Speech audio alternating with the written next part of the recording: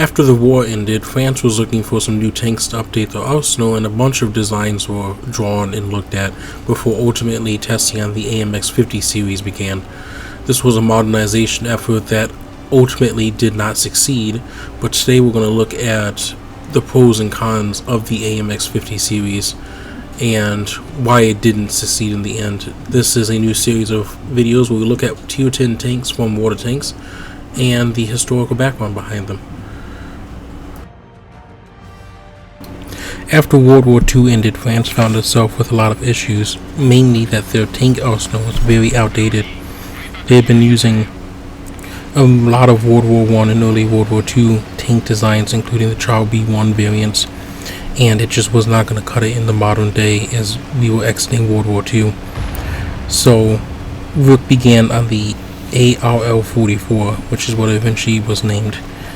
Three companies started working on the APX, AMX, and ARL. France ordered 60 total units, and it originally was going to have an American 76mm gun, and target weight was 48 tons with armor up to 120mm thick. There were several main issues that held this tank back. The first was the gun was a 76mm American-made gun, and that was not going to cut it. So they went with a Schneider F1 turret and 90mm gun. More problems arose from that though, as the turret was heavily delayed, and it took to about 1949 for any ARL-44s actually be outdated with the new turret and gun. The second big problem was the tank design was more reminiscent of a 1920s or 1930s tank design, and considering this was a modernization effort, that was not good. And then the third and final nail in this coffin was it weighed in at 55 tons when it was supposed to weigh in at 48 tons, making it significantly slower than it should have been, or what they wanted it to be. All three of those things added together, and you have a canceled tank by the 50s in favor for the AMX M4 project.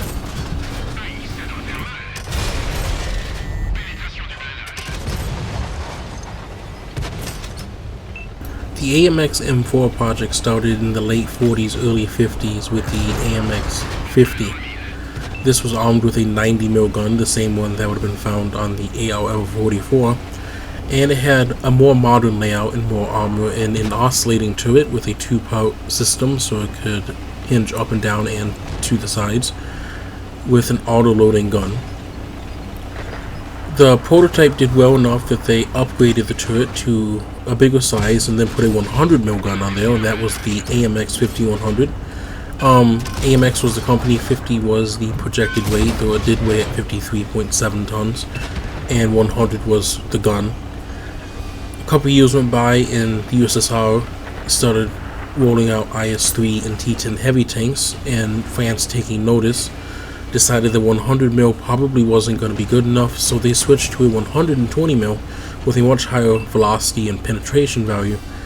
That meant they had to switch to a new turret design, which took some work to get, but they eventually figured it out, and the AMX 50-120 was born.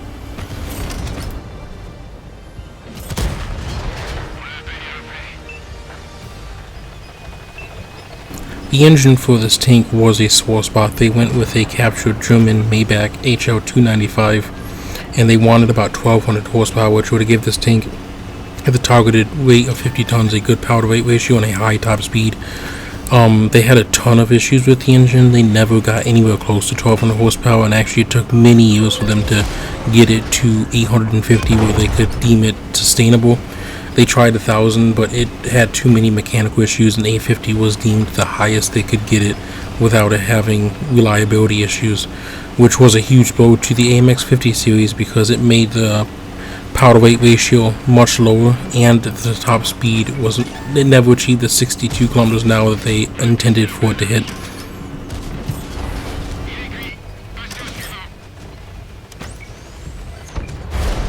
Three main issues canceled the 50B. The first one is the engine. They ended up bringing in some German engineers to come look at it, but they could never get it reliable above 850 horsepower. They tried 1000, but it wasn't unreliable and had major issues. This caused the top speed and power to weight ratio to be much lower than originally estimated. And the second issue was the weight. It weighed in at 64 tons. So first they made the turret bigger and longer to fit more ammo and stuff in the turret, while also making the hole smaller and more lowered. They then made a cast hole with the signature rounded glaciers that you're used to seeing on the AMX 50B in the game, and they were able to get down to about 57.5 tons, which was still 7.5 tons over the targeted weight of 50. Add that in with the first issue of the engine, and you have what is effectively a medium tank, but it's slow. That goes into the third issue. Was by the late 50s, MBTs were becoming the thing. America was coming out with the M48.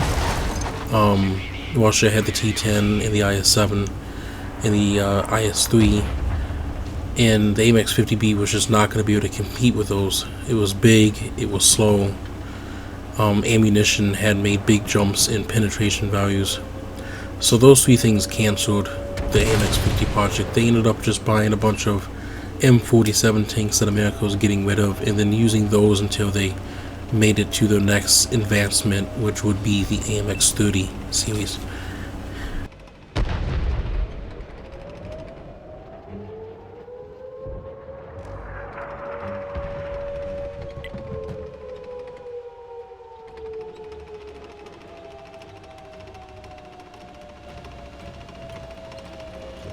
I do want to take one moment and look at some notable side projects that were looked at while the development of the AMX 50 program was going, including the AMX 50 Foch 120mm tank destroyer with an auto-loading 120. In the game it would be the AMX 50 Foch 155 or AMX 50 Foch B. The AMX CDC, which would have been a very large, very quick medium tank. And then the Samoa SM, which was an up-armored variant of the AMX 5100. Just like the AMX 50 project, all of these projects were also cancelled. The one that made it the farthest along was the Foch program, and maybe we can make some videos of these tanks in the future.